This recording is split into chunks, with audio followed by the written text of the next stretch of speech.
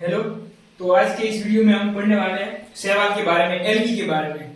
तो शैवाल या एल्गी पादप जगत में आता है। तो ये जगत, इसको क्या बोलते हैं? किंगडम बोलते हैं इंग्लिश में। अब जगत, 5 जगत होते हैं, बीट एक करके दिया था। ये कौन कौन से होते हैं? मोनेरा, प्रोटिस्टा, कवक, प्लांटी और एनिमेलिया। जो हमारा फोकस है वो है शैवाल, एल्गी पर। तो एल्गी कौन से भाग में आता है, इसलिए मैंने ये बताया कि पहले 5 जगत पढ़ लो आप, कि 5 जगत कौन कौन से। अब 5वें जगत में जो प्लांटी है, पादप वाला भाग, उसमें हमारा क्या आता है? शैवाल। तो बेसिक शैवाल की डिटेल क्या हो जाएगी? शैवाल पादप जगत का एक सदस्य है। सबसे प्रारंभिक सदस्य मान लो, सबसे कम विकसित पादप मान लो, वो क्या है? शैवाल। अब इसके आगे हम शैवाल को और डिटेल में पढ़ेंगे। बाकी सब ये वाला अभी भाग नहीं है, अभी हमको जो देखना है वो शैवाल है। तो ये आपको बेसिक इंट्रो पता होना चाहिए कि शैवाल किस में आता है। ठीक है, तो अब हम शैवाल को डिटेल से पढ़ेंगे।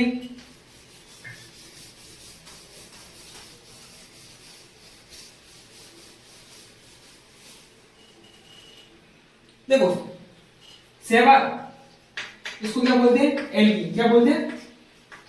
एल्गी।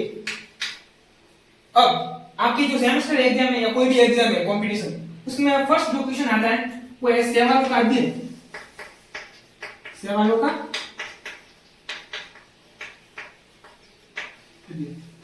तो आपको सीधे एक नंबर का आएगा, शैवालों के अध्ययन को क्या कहा जाता है? तो इसके अध्ययन को कहते हैं फाइकोलॉजी। क्या बोलते हैं? फाइकोलॉजी। ध्यान से सुनना, फाइकोलॉजी।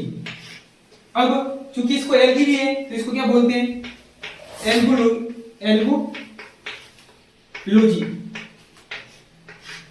तो या तो इसको क्या बोलेंगे? फाइकोलॉजी, या इसको क्या बोलेंगे? एल्गोलॉजी। अब देखो, दूसरा घुमा के देखो, आपको घुमा के सवाल कैसे पूछेंगे? फाइकोलॉजी क्या है? फाइकोलॉजी से आप क्या समझते हैं? तो आपका आंसर क्या होगा? फाइकोलॉजी विज्ञान की वह शाखा जिसके अंदर क्या कहते हैं? शैवाल का अध्ययन किया जाता है, उसको क्या बोलते हैं? फाइकोलॉजी। उसको क्या बोलते हैं? एल्गोलॉजी। तो यहाँ तक बेसिक सी बात समझ में आ गई। शैवाल, अब शैवाल इतना बड़ा है कि आप उसको पढ़ने जाओगे ना तो आपको लगेगा ये सब एक जैसे लगेगा। तो इसको किसी भाग में आप बांट लो कि कैसे पढ़े इसको बेसिक से। हाँ, थोड़ी टेक्निकल ग्लिच हो गई थी, लेकिन वापस कंटिन्यू करते हैं। हाँ, तो शैवाल का अध्ययन को क्या बोलते हैं? फाइकोलॉजी या एल्गोलॉजी। अब मैं ये बोला था कि जो शैवाल का अध्ययन है इतना डिफिकल्ट है कि उसमें बहुत सारे टर्म आते हैं। अब सबको अलग अलग पढ़ोगे ना तो आपको लगेगा ये शैवाल कितना बड़ा है, पता ही नहीं चलेगा कहां से पढ़े कहां से खत्म करे। तो हम इसको 5 भागों में बांट देंगे, शैवाल का अध्ययन 5 भागों में करेंगे। जो ये पढ़ रहे हैं ना, ये शैवालों के बेसिक कैरेक्टर है। जो आपका सिलेबस है ना, उसमें पहला ही पॉइंट है कि शैवालों के सामान्य लक्षण, बेसिक कैरेक्टर ऑफ एल्गी। तो सामान्य अध्ययन को 5 भागों में बांट कर पढ़ेंगे तो आपको समझ में आ जाएगा। तो हम देखो कौन कौन से भागों में बांटेंगे। जब भी आप शैवाल पढ़ो तो पहला जो, कोई भी शैवाल पढ़ो तो पहला जो आता है उसको बोलते हैं आवास। क्या बोलते हैं? आवास। इंग्लिश में इसको बोलते हैं हैबिटेट। क्या बोलते हैं? हैबिटेट। कि आवास कैसा है, ये पहला पॉइंट आपको कभी भी कवर करना है, कभी भी आप शैवाल पढ़ो तो। दूसरा जो पॉइंट है वो है संरचना, कि शैवाल की संरचना कैसी है, उसको बोलेंगे स्ट्रक्चर। क्या बोलेंगे? स्ट्रक्चर। तीसरा जो पॉइंट है वो है पोषण। क्या है? पोषण, कि भाई शैवाल में पोषण कैसा है, कैसे वो पोषण प्राप्त करता है, इसको इंग्लिश में क्या बोलेंगे? न्यूट्रिशन। क्या बोलेंगे? न्यूट्रिशन। तो चौथा पॉइंट है आपका वो है जनन। क्या है? जनन। उसको क्या बोलेंगे? रिप्रोडक्शन। क्या बोलेंगे? रिप्रोडक्शन। पांचवा, अभी 5 में से सवाल आएंगे। अब आप क्या है, सभी इसको कैसे पढ़ाते हैं? सभी को एक साथ में पढ़ाते हैं, आवास और संरचना, पोषण, जनन, सभी को एक साथ में पढ़ाते हैं, आप कंफ्यूज हो जाते हैं। सबको अलग अलग पढ़ो और फिर शैवाल के बारे में लिखना है ना, तो अगर संरचना के बारे में लिखना है तो संरचना लिखनी है, जनन के बारे में तो जनन लिखना है, आवास को आवास लिखना है, और पूरा शैवाल का बड़े नंबर में सवाल है तो सभी को साथ में लिख देना पॉइंट बना के, ठीक है ना? आपको नंबर मिल जाएंगे। अब जो अंत में आता है उसको बोलते हैं आर्थिक महत्व। क्या बोलते हैं? कि शैवाल जो है वो हमारे डेली लाइफ में कैसे यूज आते हैं, ये तो बहुत इंपॉर्टेंट है, तभी तो हम पढ़ते हैं शैवाल को। आर्थिक महत्व, इसको हम क्या बोलेंगे? Economical importance.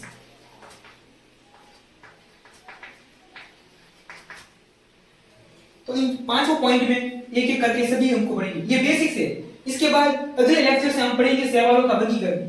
ये सब पढ़ोगे, वर्गीकरण इतना आसान लगेगा। आप वीडियो पूरा देखोगे ना, आपके कॉन्सेप्ट इतने क्लियर हो जाएंगे।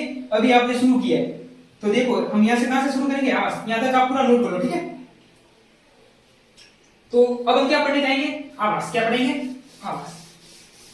अब देखो आवास में कैसे पढ़ना है, सवालों के एग्जांपल न्यू में आपको बहुत कठिन होगी। क्लेडोफेरा, क्लेमाइडोमोनास, सभी एक जैसे नाम, कौन सी ग्रीन एल्गी, कौन सी रेड एल्गी, ठीक है, सब उसको ट्रिक से भी याद करेंगे।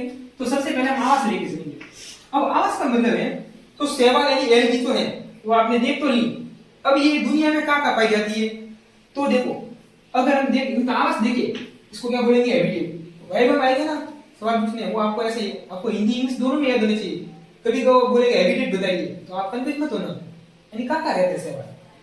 तो देखो सबसे जो मुख्य आवास है, मुख्य आवास का मतलब क्या कि 80-90% का रहते हैं वो वाले, वो है जलीय। कैसे, जलीय। तो शैवाल मुख्यतः कौन सा आवास है शैवाल का, जलीय। अब ये जलीय में दो बातें आती हैं। कैसी दो बातें, एक जो बात आएगी वो आएगा मीठा पानी, या इसको बोलेंगे अलवणीय जल। क्या बोलेंगे, अलवणीय। मीठा पानी तो आपको नहीं आएगा, आपको हिंदी में आएगा अलवणीय जल। अलवणीय को इंग्लिश में क्या बोलेंगे, फ्रेश वाटर। क्या बोलेंगे, फ्रेश वाटर, ठीक है। मुख्य आवास को क्या बोलेंगे, मेन हैबिटेट, एक्वेटिक। इसको क्या बोलेंगे, एक्वेटिक। एक्वेटिक का मतलब होता है जलीय। अब कौन सा जल है, एक तो फ्रेश वाटर है, अलवणीय जल, और दूसरा कौन सा है, समुद्री जल। समुद्री जल बोलो या कौन सा बोल सकते हो, लवणीय। इंग्लिश में क्या बोलेंगे, मैराइन वाटर। क्या बोलेंगे, मैराइन वाटर। तो देखो आवास में आप कैसे, अब इसके बाद एक और आवास है, ये तो मुख्य आवास हो गया ना। पहले मुख्य आवास को देखते हैं। तो मुख्य आवास में जल, अब जल तो आपको पता है, एक तो होता है जो आपके आसपास नदी है, तालाब होते हैं, वो आपके आसपास सब मीठा पानी है, अलवणीय जल है, फ्रेश वाटर है। और समुद्र वो कैसा है, मैराइन, खारा पानी, जहां नमक होता है। अब यहां तक आपने नोट कर लिया, तो मैं आपको जो अलवणीय है, क्या है, अलवणीय।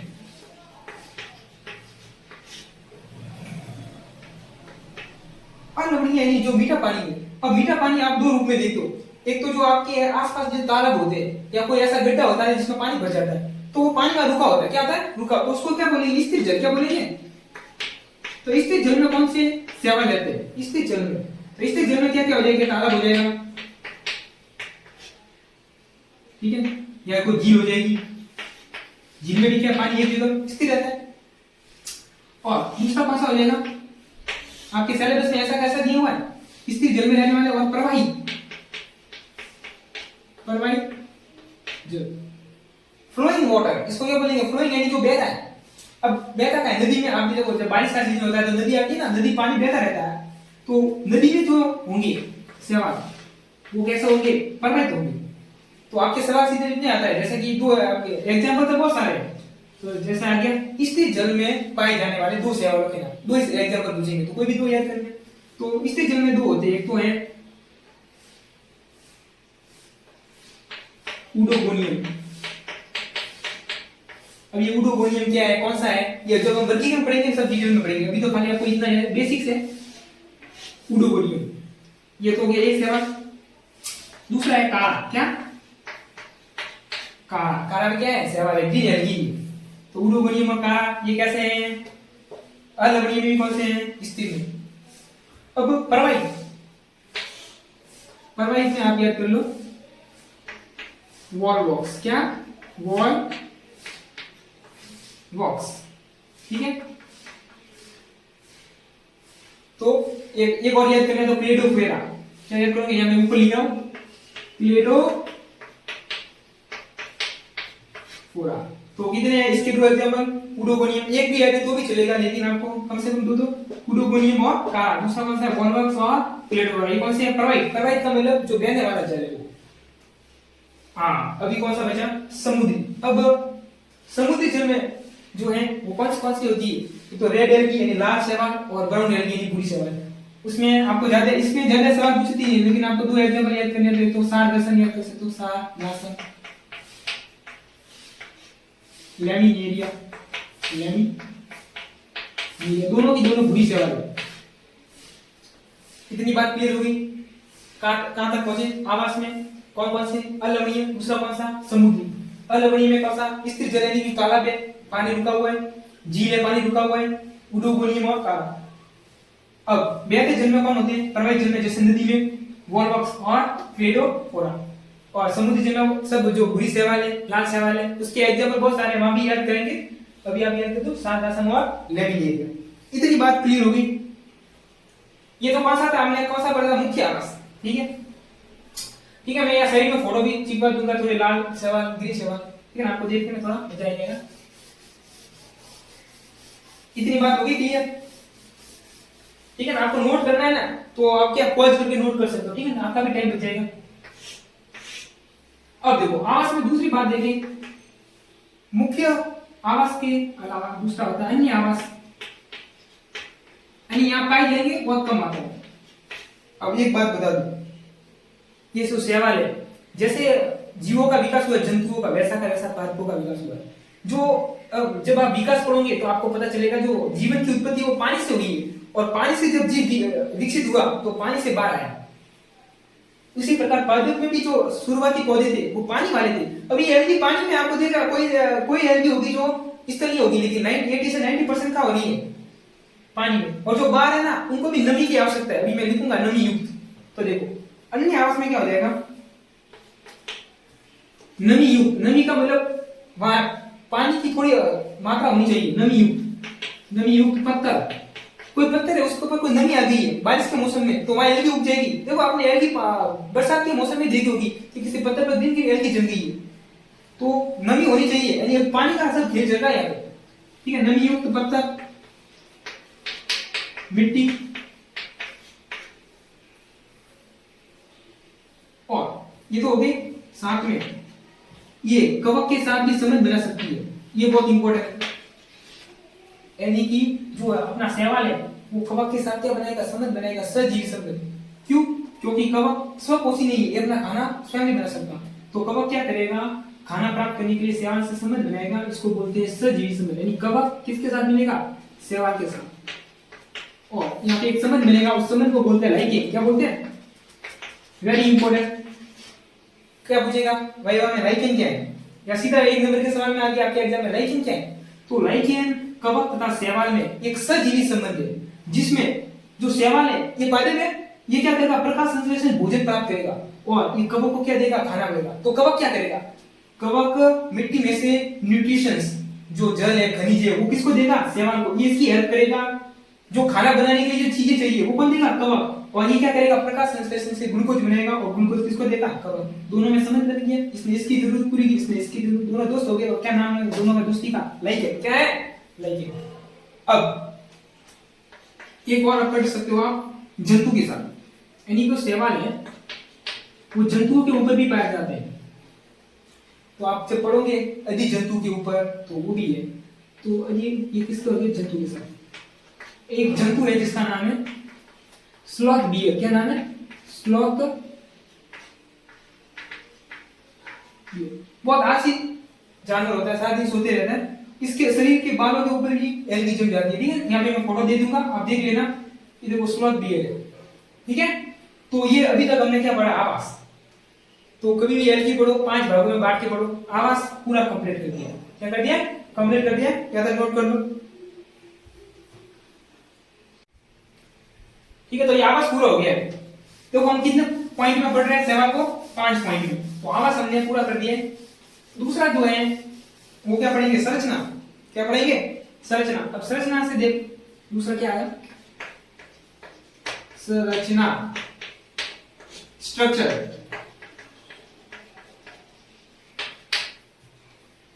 अब देखो संरचना में देखो आपको 2 भागों में से बांट कर पढ़ोगे तो समझ में आ जाएगा।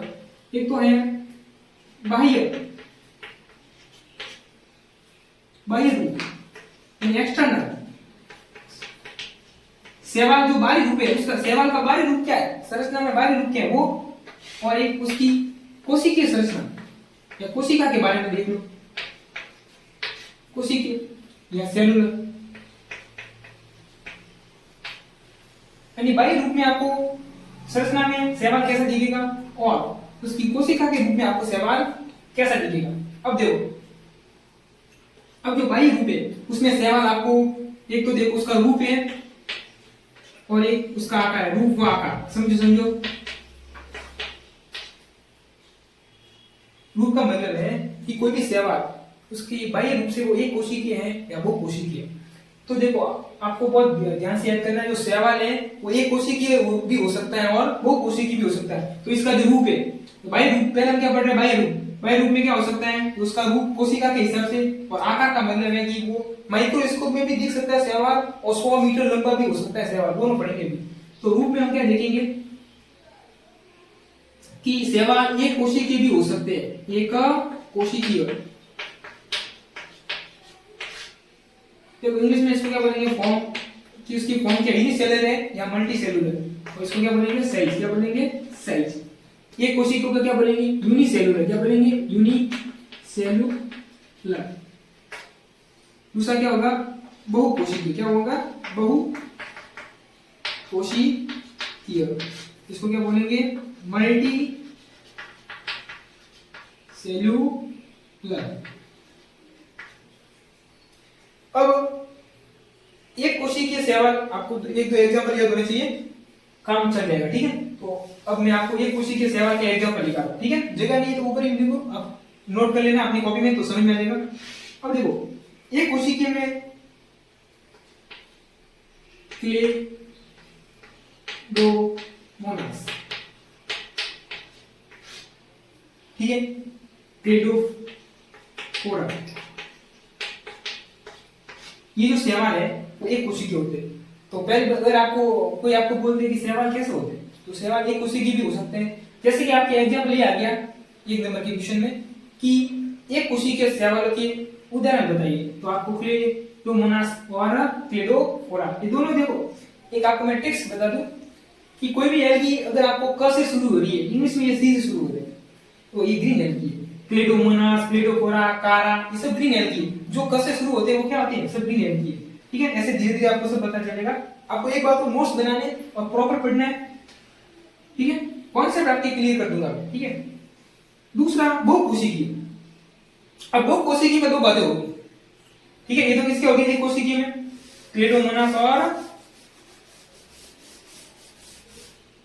क्लेडोफोरा। बहुकोशिकीय में देखो क्या होता है कि जैसे कि एक कोशिका है, अब उसके साथ बहुत सारी कोशिका ऐसे,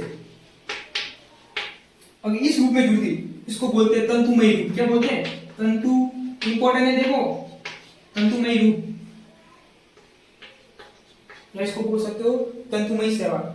तो बहुकोशिकीय का एक एग्जांपल कौन सा हो गया, बहुकोशिकीय का एक एग्जांपल कौन सा हो गया, तंतुमयी शैवाल या तंतुमयी रूप। और दूसरा जो होता है इसका बहुकोशिकीय का, वो होता है, इसको साइड में कर दो आप, इसका बहुकोशिकीय का दूसरा कौन सा होगा, कॉलोनियल। क्या, कॉलोनियल। ठीक है, अभी बातें आपको समझ में आएगी, धीरे धीरे समझोगे ध्यान से। अगर ऐसा है, एक कोशिका, ये तो एक कोशिका है, बहुत सारी कोशिका जुड़ी, तो बहुकोशिकीय हो गया। इसको क्या बोलते हैं, तंतु, फिलामेंट। इंग्लिश में क्या बोलते हैं, फिलामेंटस या फिलामेंट, फिलामेंट। अब देखो यहां से बहुत इंपॉर्टेंट सवाल क्या आता है, यहां से एग्जांपल से सवाल आता है कि फिलामेंट एल्गी का उदाहरण बताइए, या आपके एग्जांपल में तंतुमयी शैवाल का उदाहरण बताइए। तो बहुत ही फेमस है तंतुमयी शैवाल, उसके एग्जांपल जो है यूलोथ्रिक्स। क्या, यूलोथ्रिक्स, स्पाइरोगाइरा भी है। ठीक है, क्या है, स्पाइरोगाइरा। ठीक है, अभी तो पहली बार नाम पढ़ रहा हूं, धीरे धीरे एल्गी, एल्गी के नाम भी याद नहीं। तो तंतुमयी में कौन कौन से आते हैं, यूलोथ्रिक्स और स्पाइरोगाइरा। अब ये देखो, ये कॉलोनियल क्या होता है, कॉलोनियल क्या होता है कि अगर बहुत सारे एक कोशिकीय शैवाल ऐसे झुंड बना ले,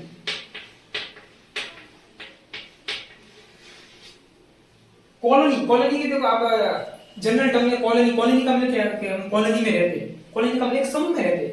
अगर एक कोशिकीय शैवाल आपस में मिल जाए और एक ग्रुप बनाकर रहने लगे, तो उसको बोलते हैं कॉलोनियल। क्या बोलते हैं, कॉलोनियल।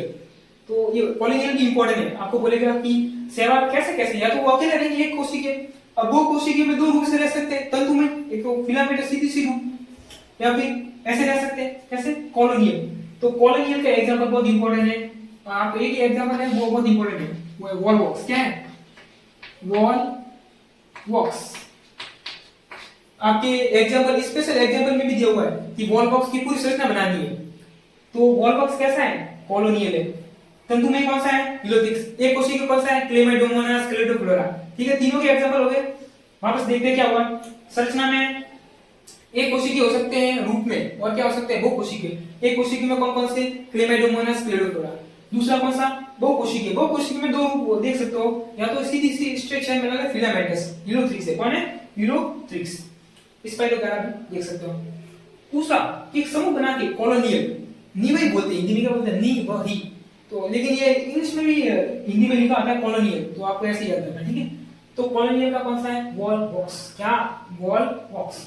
तो वो वॉल से ऐसे रखो बॉल, क्या बहुत सारी बॉलें दिख रही है ऐसे गोल गोल, तो ऐसे ये कौन सा होगा? आपका वॉल बॉक्स का चित्र भी होगा, वॉल बॉक्स का चित्र नहीं अलग होगा साइड में, तो देख लेना ऐसे डायग्राम होता है वॉल बॉक्स का। तो वॉल बॉक्स ऐसा है कॉलोनियल, निवही। इतना याद हो गया। ये तो हमने रूप देखा। क्या देखा? रूप। अब साइज की बात करें। साइज में इतना कुछ इंपॉर्टेंट नहीं है, लेकिन पता होना चाहिए।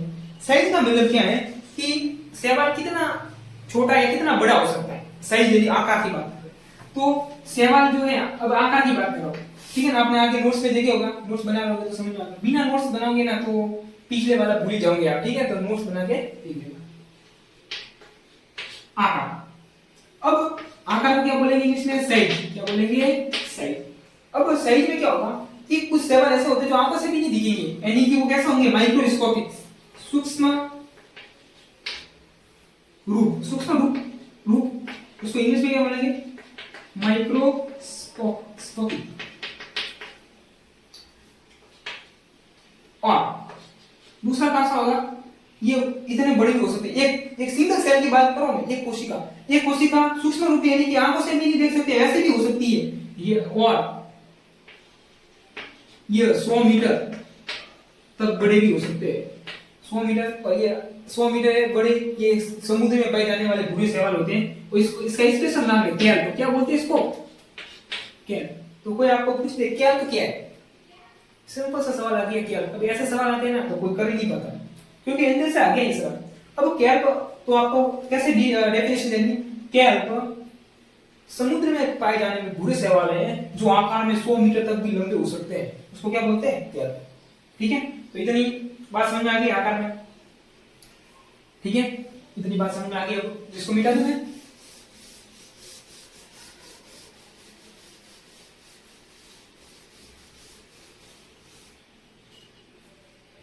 ठीक है। अब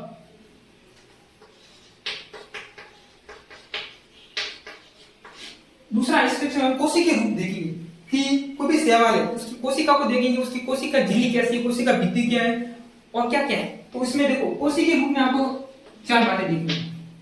संरचना में क्या?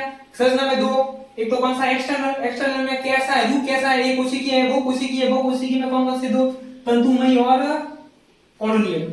फिर साइज में छोटा सा लेकर कैप तक बड़ा भी हो सकता है। कोशिका के रूप में 4 देख रहे हैं आपको संरचना में, कि उसकी कोशिका भित्ति कैसी है।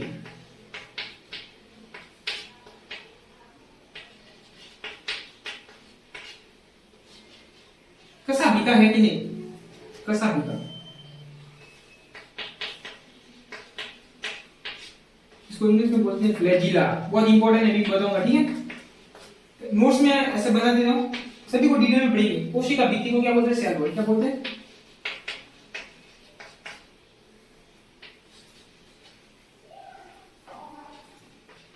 ठीक है, कोशिका भित्ति कैसी है, उसकी कसा भिका कैसी है, ठीक है। तो पहले हम कोशिका भित्ति पढ़ लेते हैं, 4 धीरे धीरे पढ़ेंगे। कोशिका भित्ति देखो, कोशिका भित्ति में आपको कैसे याद रखना है? तो मैं एक चित्र बना देता हूं, रब चित्र। ये वो कोशिका है, शैवाल की कोशिका बात करो,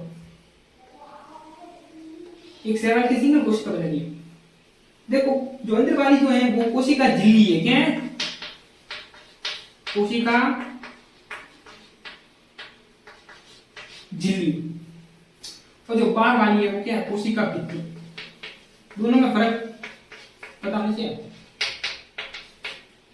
तो यहाँ कोशिका भित्ति के आधार पर शैवाल अलग अलग होते हैं। देखो हमें पढ़ना वो नहीं है जो सभी शैवाल में कॉमन है, हमें पढ़ना वो है जो सभी शैवाल में डिफरेंट है। तो रेड एल्गी, ब्राउन एल्गी और ग्रीन एल्गी में जो कोशिका भित्ति है वो किस किस आधार पर भिन्न है। अब देखो ये बारीक वाली कोशिका भित्ति जो है ये वाली, अब इसको अगर तुम जूम करके देखेंगे, जूम का मतलब है मतलब इसको माइक्रोस्कोपिक लेवल पे देखोगे ना तो ये भी आपको ऐसे दिखेगी, एक अंदर वाली साइड एक बाहर वाली साइड। तो अंदर वाली साइड तो ये किसको मैं बता रहा हूँ, इस कोशिका भित्ति को बता रहा हूँ। तो अंदर वाली जो भाग होगा वो तो सेलुलोज के बना होगा।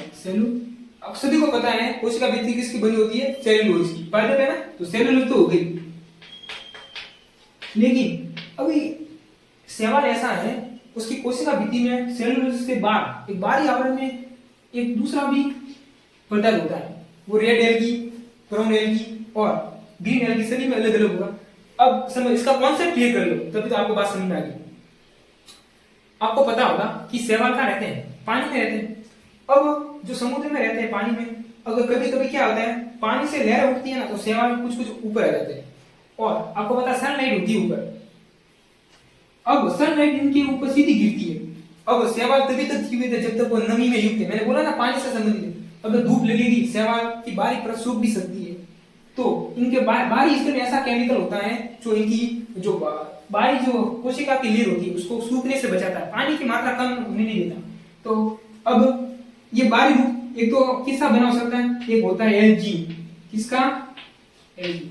बात समझो, अंदर की ओर का होता है सेलुलोज, बाहर की ओर क्यों होगा एलजी, क्योंकि बाहर वाली लेयर तो बचा ली सूर्य से। तो एलजी केमिकल का नाम है। और पूछेगा कि जो एलजी है वो कौन से शैवाल में पाया जाता है, कोशिका भित्ति में, सेलुलोज तो सभी में। तो ये होता है एलजी मतलब भूरे शैवाल में। किसमें होता है, जब हम भूरे शैवाल जो रेड है और ग्रीन है सबको डिटेल में पढ़ेंगे, वहां भी पढ़ेंगे, अभी तो बेसिक के रूप में पढ़ेंगे। तो एल्जीन किसमें होगा, भूरे शैवाल में। सेलुलोज तो है सभी में, बाहर की भित्ति में एल्जीन किसमें होगा, भूरे शैवाल में। दूसरी जो बात आती है, ठीक है, ये नोट करिए, एल्जीन भूरे शैवाल में। अगर यहाँ पे पैक्टिन या पैक्टोज है, पैक्टिन या पैक्टोज, अगर सेलुलोज के साथ पैक्टिन है, ये किसमें होगा, ये होगा हरे शैवाल में, ग्रीन एल्गी में। किसमें होगा, हरे शैवाल या ग्रीन एल्गी। जब सब अलग अलग वर्गीकरण पड़ेगा ना तब आपको और भी काम आएगा। वहां बातें लिखेंगे कि भाई हरे शैवाल की कोशिका भित्ति सेलुलोज पैक्टिन की बनी होती है, तब आपको पता होना चाहिए, पढ़ लिया आपने, ठीक है। सेलुलोज प्लस एल्जीन किसमें, भूरे शैवाल में। सेलुलोज प्लस पैक्टिन किसमें, हरे शैवाल में। अब तीसरा सेलुलोज प्लस काराजीन, क्या, काराजीन, इंग्लिश में इसको ऐसे लिखते हैं काराजीन। तो काराजीन किसमें होगी, रेड एल्गी या लाल शैवाल। इतनी बात क्लियर होगी। कोशिका के रूप में सबसे पहले हमने क्या पढ़ा, कोशिका भित्ति। कोशिका भित्ति में आपको पता होगा सबसे बाहर वाली होती है कोशिका भित्ति, उसके अंदर क्या होती है, कोशिका झिल्ली तो सब में कॉमन है, इसलिए देखना भी नहीं, अलग क्या है, अलग है। कोशिका भित्ति में जो बाहर वाली परत है वो सब में अलग अलग है, अंदर वाले तो सेलुलोज सब में होता है। अब वो एल्जीन है तो भूरा शैवाल है, अगर वो पैक्टिन है तो हरा शैवाल है, अगर वो काराजीन है तो कौन सा है, रेड है। इतनी बात क्लियर होगी, यहां तक नोट कर लो आप। अब देखो संरचना में हमने क्या पढ़ लिया, कोशिका के रूप में कोशिका भित्ति पढ़ ली है। अब कोशिका भित्ति में क्या डिफरेंस होते हैं, ब्लू नहीं ब्राउन है, ठीक है, आपको भी ब्राउन याद रखना है, ब्लू नहीं, ठीक है। अब कोशिका के रूप में कोशिका भित्ति पढ़ ली। दूसरा हम पढ़ेंगे कशाभिका, क्या पढ़ेंगे, ठीक है, ये अंदर से हेडिंग डाल जाएगा, ठीक है, कशाभिका, ठीक है। कशाभिका ओनली फॉर शैवाल के लिए नहीं, आप बॉटनी में जूलॉजी में पढ़ोगे तो कशाभिका शब्द आएगा आएगा। मानव में भी कशाभिका होती है, पता है, किसी को पता हो तो कमेंट में बताना, ठीक है। फ्लैजिला, अब फ्लैजिला का काम क्या होता है वो बहुत इंपॉर्टेंट है। कशाभिका क्या होती है, एक किसी भी कोई भी एक कोशिका, ये किसका रूप है, ये किसका गुण है, ये कोशिका का गुण है, ये कोशिका मतलब मल्टी सेलुलर में सिंगल सेल का एक गुण है। गुण का मतलब है कि सिंगल सेल में पाया जाएगा कौन, कसाभिका। अब कसाभिका फ्लैजिला। अब क्या होगा कि जैसे कि मैंने इसको बना दिया है, शैवाल सा बना दिया, अब इसके ऊपर उस ऐसी संरचना होगी। अब ये वाली जो संरचना है इसको क्या बोलते हैं, कसाभिका। अब ये कसाभिका क्या करती है, ये गति, थोड़ा टेक्निकल ग्लिच हो गया ना। अब मैं क्या बोला था कि जो ये कसाभिका है वो कोई ये शैवाल मान लो, इसके ऊपर ये ऐसी संरचना होती है, पूछ लाइक पूछ। अब ये गति के लिए उत्तर है, ठीक है। कैसे देखो, अगर कोई पानी है, ठीक है, आपको पता शैवाल क्या है, अगर कोई शैवाल है जिसके पास क्या है, कसाभिका नहीं है, तो पानी माना इधर बह रहा है तो ये भी किधर बह जाएगा, इधर। लेकिन अगर किसी के पास कसाभिका है तो ये क्या करेगा, पानी के विपरीत अपने मन से आवाज गति कर सकते, इधर भी जा सकते हैं, इधर भी जा सकता है। इसका मतलब गति के लिए क्या है, उसका दाई है, क्या है, इसको क्या बोलते हैं, सक्रिय परिबल। क्या बोलते हैं, सक्रिय का मतलब एक्टिव है, ये शैवाल खुद एक्टिव है, मन से आवाज आ सकता है। तो आपको पूछेगा कि ऐसा कौन सा शैवाल है जिसमें कसाभिका नहीं होती, ये इंपॉर्टेंट सवाल है, ये सब जगह पूछते हैं। वो उसका एग्जाम में आपको आंसर बता दूं, रेड एल्गी। क्या है, रेड एल्गी। तो कसाभिका क्या होती है, एक कोशिका का गुण है, ये कोशिका का गुण है। ऐसा नहीं है कि ये फिर बहु कोशिका में नहीं होगा, बहु कोशिका में भी होगा, लेकिन बहु कोशिका की एक कोशिका में होगा। जैसे कि अभी मैंने ह्यूमन का एग्जांपल दिया था, तो ह्यूमन में जो शुक्राणु होता है वो एक कोशिकीय संरचना है। अब उसके पीछे आपने ये कुछ जैसे संरचना दी होगी, आपने 12th में देखा, इसको कसाभिका बोलते थे। क्या बोलते हैं, कसाभिका। तो वही है। तो कसाभिका कैसी होती है, गति के लिए उत्तरदायी। तो आपको सिंपल सा है कि कसाभिका या फ्लैजिला क्या है, तो आप क्या लिखोगे, कसाभिका एक कोशिका का गुण है जो किसी भी कोशिका की गति करने के लिए क्या होता है, उत्तरदायी होता है। क्या होता है, उत्तरदायी होता है। अब कसाभिका रेड एल्गी, ग्रीन से शुरू करें, ग्रीन, ब्राउन, ठीक है, ये हिंदी में लिखेंगे अभी। और ये कौन सी है, रेड, यानी हरा, हरा शैवाल है। ये कौन सा है, भूरा, और ये कैसा है अपना, लाल। तो कसाभिका, देखो कसाभिका के आधार पर तीनों में डिफरेंस है, इसलिए कसाभिका पढ़ रहे हैं, जो सब में कॉमन है वो नहीं पढ़ते। तो कसाभिका ग्रीन एल्गी में कैसे होती है, तो देखो माना ये कोई मैंने ग्रीन एल्गी बना दी है, तो यह ग्रीन एल्गी में क्या होती है, जो शीर्ष वाला भाग है, टॉप वाला भाग, मतलब सर, कोई एल्गी का सर है ऐसा मान लो, तो आपको बोलेगा ग्रीन एल्गी में कसाभिका शीर्षस्थ। क्या क्या लिखते हैं, शीर्षस्थ। इंग्लिश में बोलते हैं एपिकल। क्या बोलते हैं, एपिकल, यानी ऊपर वाली पोजीशन पर होती है। दूसरा पॉइंट, ग्रीन एल्गी में कैसे होती है, समान, यानी आकार में समान होगी, ऐसे नहीं एक छोटी एक बड़ी होगी। कैसे होती है, शीर्षस्थ होती है, जिसमें ग्रीन एल्गी में कैसे होती है, समान होती है, और इसकी संख्या होती है 2 से 8। कितनी होती है, 2 से 8, इतना नोट करो, ठीक है। तो ग्रीन एल्गी में हमने पढ़ लिया। अब दूसरा क्या पढ़ना है, ब्राउन एल्गी में। क्या पढ़ना है, ब्राउन एल्गी, ठीक है। थोड़ा जगह नहीं इसलिए मैंने जगह कर लेते। अब देखो ब्राउन एल्गी में, अब मैं यहाँ कर ब्राउन एल्गी। तो ब्राउन एल्गी में क्या होते हैं, कसाभिका वहां कैसी होती थी, शीर्षस्थ, यहाँ पे होती है पार्श्व। पार्श्व का मतलब साइड में होगी, एक यहाँ पे और एक। अब देखो आपको यहाँ चित्र में बनाया, एक छोटी बनाई एक बड़ी, तो पहला सब कैसे होती है, पार्श्व। पार्श्व का मतलब साइड में होती है, इसको इंग्लिश में क्या बोलेंगे, लेटरल। क्या बोलते हैं, लेटरल। और कैसे होगी, असमान। कैसे होगी, असमान। ग्रीन एल्गी में कैसी थी, समान। क्या होती है, शीर्षस्थ। संख्या कितनी होती थी, 2 से 8। इसमें संख्या 2 होती है, कितनी होती है, 2। अब इंपॉर्टेंट सवाल तो आता है रेड एल्गी का। इसका, रेड एल्गी का। रेड एल्गी में कोई कसाभिका नहीं होती, कसाभिका एब्सेंट, ऊपर अनुपस्थित। इसका मतलब रेड एल्गी क्या होगा, खुद से परिवर्तन नहीं कर सकता, वो पानी के अनुसार रहेगा, पानी इधर जा रहा है रेड एल्गी उधर जाएगा। तो इंपॉर्टेंट, तो आपको सवाल क्या आएगा, कौन सा, आपको वही बात पूछ सकते हैं, कौन सा ऐसा सवाल है जिसमें कसाभिका नहीं होती, तो आपका आंसर क्या होगा, रेड एल्गी। क्या होगा, रेड। देखो रेड, रेड का मतलब खतरा, खतरा का निशान क्या होता है, क्रॉस, यानी इसमें कसाभिका नहीं है। तो ये कसाभिका की बातें होगी, इसकी बातें होगी कसाभिका। अब कोशिका भित्ति देख ली, उसके बाद हमने क्या लिखा, कसाभिका। उसके बाद तीसरा पॉइंट है वो है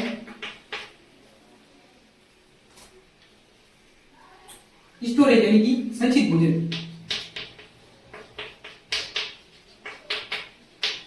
संचित भोजन का मतलब है कि जो तीनों अलग अलग रेड एलगी है, तीनों अलग अलग रेड एलगी है, उसमें क्या होगा, तो रेड है, एक कौन सी है, ग्रीन है, तो एक कौन सी है, ब्राउन। अब रेड एलगी में संचित भोजन कौन सा होगा, तो देखो स्टार्च, देखो सब में स्टार्च से होता है लेकिन ग्रुप अलग अलग होता है। सबसे पहले ग्रीन में देख लेते हैं, ग्रीन में कौन सा होता है, स्टार्च। संचित भोजन ग्रीन में कौन सा होता है, स्टार्च। स्टार्च आपको पता है जैसे कार्बोहाइड्रेट का यूनिट है स्टार्च। रेड एलगी में जो होता है उसको बोलते हैं फ्लोरिडियन स्टार्च। क्या बोलते हैं, फ्लोरिडियन स्टार्च। तो सवाल आएगा आपका फ्लोरिडियन स्टार्च किस में होता है, तो किस में होता है, रेड एलगी में। ओनली फॉर स्टार्च बोले तो ग्रीन में, और इसमें होता है लैमिनेरिन स्टार्च, लैमिनेरिन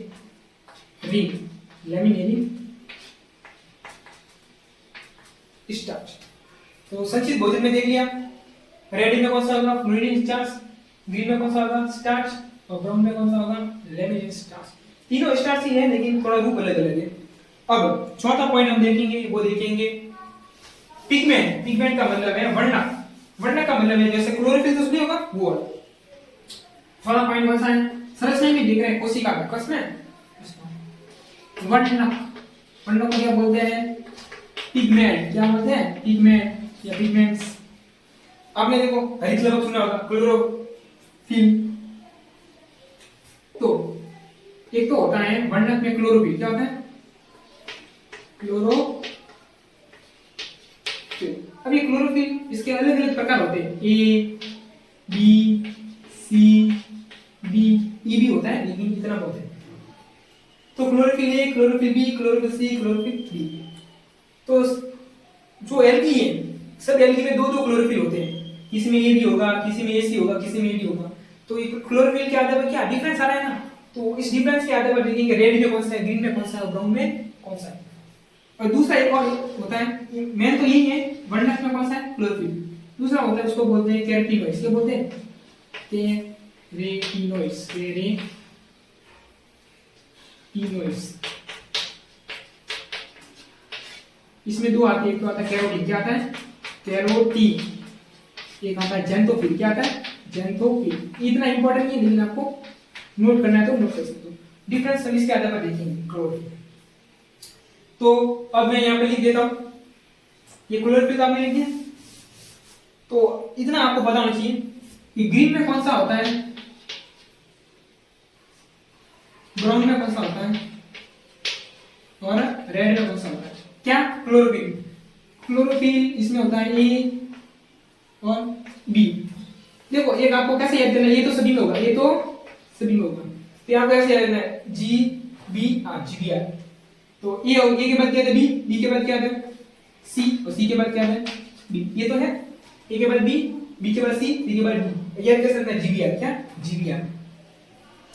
तो ये क्लोरोफिल क्या था, जैसे आपको जब आप ग्रीन एल्गी में लिखोगे ना कुछ भाषा, तो कैसे लिखोगे, ग्रीन एल्गी में क्लोरोफिल ए तथा क्लोरोफिल बी वर्णक पाया जाता है। रेड में कैसे लिखेंगे, क्लोरोफिल ए तथा क्लोरोफिल डी पाया जाता है। इतना क्या पढ़ लिया हमने, पिगमेंट में पढ़ लिया, इतना नोट कर लो। अभी दो तो हमने पढ़ लिए, कौन कौन से पढ़ लिए, सबसे पहला आवास हैबिटेट, दूसरा संरचना, संरचना में इतना सारा पढ़ लिया। अब तीसरा जो इंपॉर्टेंट है पोषण, इसको क्या बोलेंगे, न्यूट्रिशन। क्या बोलेंगे, यानी कि कोई भी जो शैवाल है उसमें पोषण कैसे प्राप्त होता है। अब पोषण तो देखो सभी में एक प्रकाश संश्लेषण होता है, उससे ग्लूकोज बनता है, वही बात है। तो सभी शैवाल जो है उसमें ऐसे होगा, ज्यादा डिफरेंस नहीं, इसमें ज्यादा डिफरेंस नहीं है, ज्यादा पढ़ना भी नहीं है। तो इसमें आपको इतना बता देते, जल होता है, जल से जो ऑक्सीजन निकलती है प्रकाश संश्लेषण में पहले, और यहाँ पे हाइड्रोजन अलग हो जाता है, और फिर ये हाइड्रोजन CO2 को ऑक्सीड करके यहाँ पे क्या बनाता है, ग्लूकोज बनाता है। क्या बनाता है,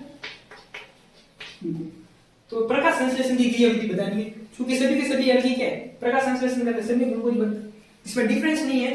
तो खाली पता होना चाहिए पोषण प्रकाश संश्लेषण के द्वारा होता है, किसके द्वारा, प्रकाश संश्लेषण। तो पोषण में क्या लिखोगे, प्रकाश संश्लेषण से होता है। अब प्रकाश संश्लेषण है, भोजन स्वयं बना रहा है, तो इसको क्या बोलेंगे, स्वयं पोषी। क्या बोलते हैं, इंग्लिश से बोलते हैं ऑटोट्रॉफ। क्या बोलते हैं, ऑटोट्रॉफ। ऑटो का मतलब स्वयं, ट्रॉफ यानी पोषण, अपना पोषण स्वयं बनाते हैं, तो ऑटोट्रॉफ है। क्योंकि जो प्रकाश संश्लेषण करते हैं वो क्या होता है, तो न्यूट्रिशन में इतनी देख रहे हैं। अब जो सबसे इंपॉर्टेंट है रिप्रोडक्शन, यहां से सवाल आता है रिप्रोडक्शन कैसा रहता है। चौथा पॉइंट है जनन। क्या, जनन, इसको क्या बोलेंगे, रिप्रोडक्शन।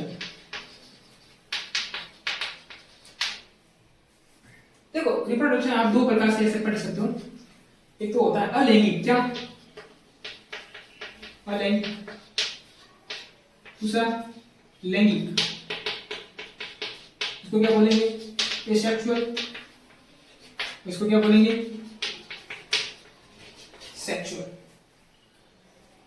अब अलैंगिक जनन का मतलब क्या होता है, जिसमें नर मादा की आवश्यकता नहीं है, कोई एक ही जीव है और एक ही जीव क्या कर रहा है, या तो शरीर के कुछ टुकड़े हो रहे हैं उससे नए जीव बन रहे हैं, या कोई कैसे होगा वो देखने वाले। तो सबसे पहले हम पढ़ रहे हैं जनन में अलैंगिक जनन। क्या पढ़ रहे हैं कि अलैंगिक जनन कैसे होता है।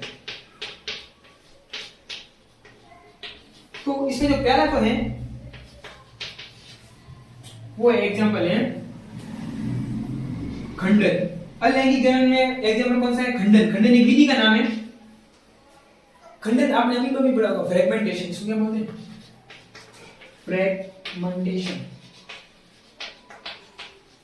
मतलब कोई भी जीव है उसके शरीर के टुकड़े टुकड़े हो जाते हैं, खंड हो जाते हैं, और प्रत्येक खंड से एक नया जीव बन जाता है। क्योंकि इसमें नर तथा मादा सम्मिलित नहीं है, तो इसलिए कैसा हुआ, अलैंगिक। इसका जो एग्जांपल है वो हीलोथ्रिक्स है। क्या है, हीलोथ्रिक्स। अब देखो क्या होगा, हीलोथ्रिक्स माना ऐसा है, फिलामेंटस बताएगा। अभी अभी ये कोशिका है, माना यहाँ से टुकड़ा हो गया, टुकड़ा हो गया, ये टुकड़ा हो गया, और ये टुकड़ा हो गया। अब एक टुकड़े से एक पूरा नया हीलोथ्रिक्स बन गया, इससे एक और हीलोथ्रिक्स बन गया। तो क्या हो रहा है, प्रत्येक खंड से एक नया हीलोथ्रिक्स बन रहा है। तो ये क्या खंडन है, अलैंगिक जनन। तो अलैंगिक जनन में पहली विधि कौन सी है, खंडन। खंडन में क्या होता है, शरीर के भाग से पूरा का पूरा नया जीव बन जाता है। एग्जांपल हीलोथ्रिक्स। अलैंगिक जनन में दूसरा जो एग्जांपल है वो आते हैं बीजाणु द्वारा। अलैंगिक जनन में, ठीक है, इसको मिटा ही देते हैं, समझ में आ जाएगा। अलैंगिक जनन बाद में पढ़ते। अब देखो अलैंगिक जनन में दूसरा क्या है, बीजाणु। इंग्लिश में बोलते हैं स्पोर। यानी कि कोई भी जीव बीजाणु बनेगा। क्या बनेगा, बीजाणु जैसे बनेगा। जैसे कि ये कोई जीव है शैवाल जैसा। अब इसका ये कोशिका है, उसमें क्या होगी, इसमें कोई कोशिका विभाजन हुआ और ये बहुत सारे बीजाणु बन गए ऐसे। अब ये जो बीजाणु है,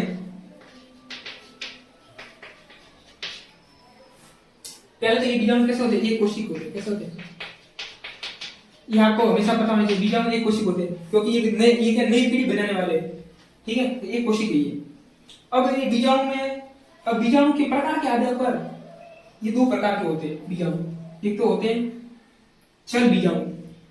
क्या, चल बीजाणु। फिर एक होते हैं अचल बीजाणु। चलो लिख दो, समझ जाते हो। चल बीजाणु को इंग्लिश में बोलते हैं जू स्पोर। अब छलना है, छलना का मतलब है कि देखो यहाँ पे चलने की गति की बात की, मूवमेंट की, यानी कि ऐसे बीजाणु जिनके ऊपर क्या होती है, कसाभिका। क्या होती है, कसाभिका। वो गति करेंगे तो इसको क्या बोलेंगे, चल बीजाणु या जू स्पोर। दूसरा कौन सा है, अचल बीजाणु। इसको बोलते हैं ए प्लेनो स्पोर। क्या बोलते हैं, ए प्लेनो स्पोर। इसमें क्या नहीं होगी, कसाभिका नहीं होगी, और कसाभिका नहीं होगी तो ये क्या करेंगे, अपने आप तो गति करेंगे नहीं। तो आप ही बताओ अचल बीजाणु किसमें बनेगी, कौन सी एल्गी बनेगी, अचल, रेड एल्गी, क्योंकि रेड एल्गी में कसाभिका नहीं होती। तो जू स्पोर और ए प्लेनो स्पोर ये क्या हो गए, बीजाणु द्वारा। इतना नोट करो। अब देखो अलैंगिक तो हो गया जनन में। अब इसके बाद क्या बचेगा आपका, लैंगिक जनन। क्या आएगा, लैंगिक यानी कि सेक्सुअल।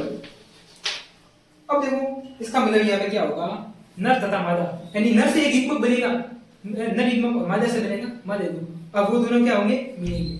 अब यहाँ पे दो युग्मक है, कितने हैं, दो। तो देखते हैं। अब देखो, अब लैंगिक जनन के आधार इसमें 3 प्रकार होते हैं, ये बहुत इंपॉर्टेंट है। एक तो होता है समयुग्मकी, समयुग्मकी। लैंगिक जनन के आधार पर इसमें 3 प्रकार होते हैं, इसको बोलते हैं समयुग्मकी जनन। कैसे होते हैं वो देखेंगे। इंग्लिश में क्या बोलते हैं, आइसोगेमस। क्या बोलते हैं, आइसोगेमस। दूसरा होता है असमयुग्मकी। क्या बोलते हैं, असमयुग्मकी। इसको क्या बोलते हैं, एन आइसोगेमस। तीसरा जो होता है विषम युग्मकी, इसको बोलते हैं उगेमस। क्या बोलते हैं, उगेमस। अब इस तीनों के एग्जांपल भी पूछते हैं कि समयुग्मकी का एग्जांपल बताओ, तो समयुग्मकी का मतलब क्या है, असमयुग्मकी का मतलब क्या है, वो बताइए। ठीक है, तो सबसे पहले क्या पढ़ते हैं, समयुग्मकी। क्या पढ़ते हैं, समयुग्मकी। देखो क्या होता है कि सम का मतलब है समान, यानी कि एक तो देखो ये नर युग्मक है और एक मैंने बना लिया मादा युग्मक। अगर दोनों का आकार बराबर है, अब इसमें दो बातें होगी, या तो दोनों के ऊपर कसा बीका होगी या नहीं होगी, आकार बराबर होना चाहिए। यानी कि ऐसे युग्मक, ऐसे नर तथा मादा युग्मक जिनका आकार क्या हो, समान हो, तथा उस पर कसा बीका हो भी सकती है और कसा बीका नहीं भी हो सकती है। तो समयुग्मक की परिभाषा क्या, ऐसे नर तथा मादा युग्मक जिनका आकार तो समान है, कसा बीका हो भी सकती है और नहीं भी हो सकती है। तो जिनमें कसा बीका नहीं होती है उसका एग्जांपल बताना है आपको, और जिसमें होती है उसका बताना है। इसका एग्जांपल स्पाइरो रहेगा। क्या है, स्पाइरो, स्पाइरो वगैरह को पूछते हैं। ठीक है, यहां तक नोट करो। ठीक है, तो समयुग्मक में क्या है, जिनके ऊपर कसा बीका नहीं है, आकार समान, उसका एग्जांपल स्पाइरो रहेगा। और आकार तो समान है, कसा बीका भी है, इसका एग्जांपल क्या है, क्लेडोमोनास। क्लेडोमोनास भी बोलते हैं, क्लेमाइडोमोनास भी बोलते हैं, एक ही बात है। ठीक है, क्लेडोमोनास। ठीक है, तो समयुग्मकी का एग्जांपल हो गया ये।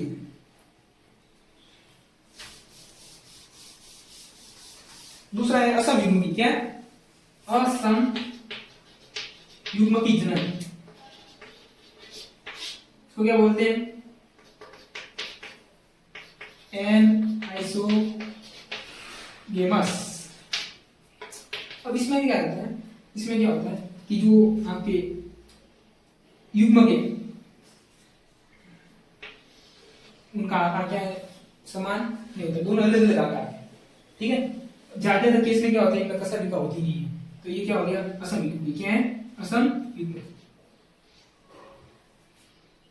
यहां तक नोट कर दिए। अब इसके बाद क्या पढ़ेंगे,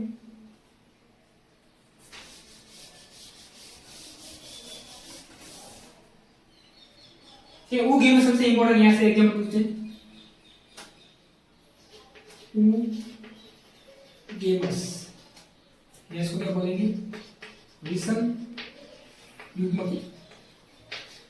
अब इसकी परिभाषा क्या होगा, इसमें एक बहुत बड़ा युग्मक होता है जो कि अचल होता है। कैसा होता है, अचल।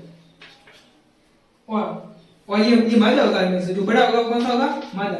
ये फिक्स परिभाषा है। विषम युग्मक में क्या होता है, इसमें एक बड़ा अचल मादा युग्मक होता है जो छोटा चल, चल का मतलब कैसा लिखा होगी, छोटे चल, नर युग्मक। ये कैसा होगा, नर। तो अचल कौन सा होगा, मादा। ये कैसा होगा, बड़ा होगा। कैसा होगा, बड़ा। और नर कैसा होगा, चल, और कैसा होगा, छोटा। अब ये दोनों आपस में मिलेंगे और जो जनन होगा उसको क्या बोलेंगे, उगमेस या विषम युग्मकी। इसके एग्जांपल बहुत इंपॉर्टेंट है। एक तो है फ्यूकस। क्या, वॉलवॉक्स। आपको बोले कि एल्गी में उगमेस विषम युग्मकी के एग्जांपल कौन कौन से हैं, फ्यूकस और वॉलवॉक्स। ठीक है, ये तो यहां तक ये क्या होगा, रिप्रोडक्शन पूरा हो गया। यहां तक नोट करो। देखो 5 पॉइंट हमने दिए थे, उसमें 4 पॉइंट पूरा करा दिए। अब लास्ट जो है वो कौन सा है, आर्थिक महत्व, इकोनॉमिकल इंपॉर्टेंस। ठीक है, कौन सा है पांचवा? आर्थिक महत्व, यानी कि हमारे डेली लाइफ में है उसके क्या लिखेंगे? तो एक पहला पॉइंट इसमें आपको क्या लिखना है कि जो शैवाल होते हैं वो क्या करते हैं? 50% प्रकाश संश्लेषण स्वयं करते हैं।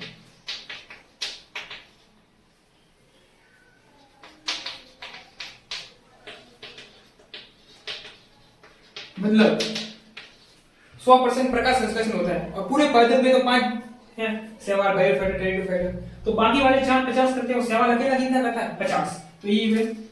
अब ये समुद्र में होते हैं, पानी में होते हैं, तो पानी में जो ऑक्सीजन है मेनली कौन? पानी में जो मेनली ऑक्सीजन होते हैं, जो वहां मछली होती है, दूसरे जीव होते हैं, उनको ऑक्सीजन कौन प्रदान करते हैं? शैवाल। तो ऑक्सीजन प्रदान करते हैं समुद्री जीवों को, समुद्री जीवों को शैवाल।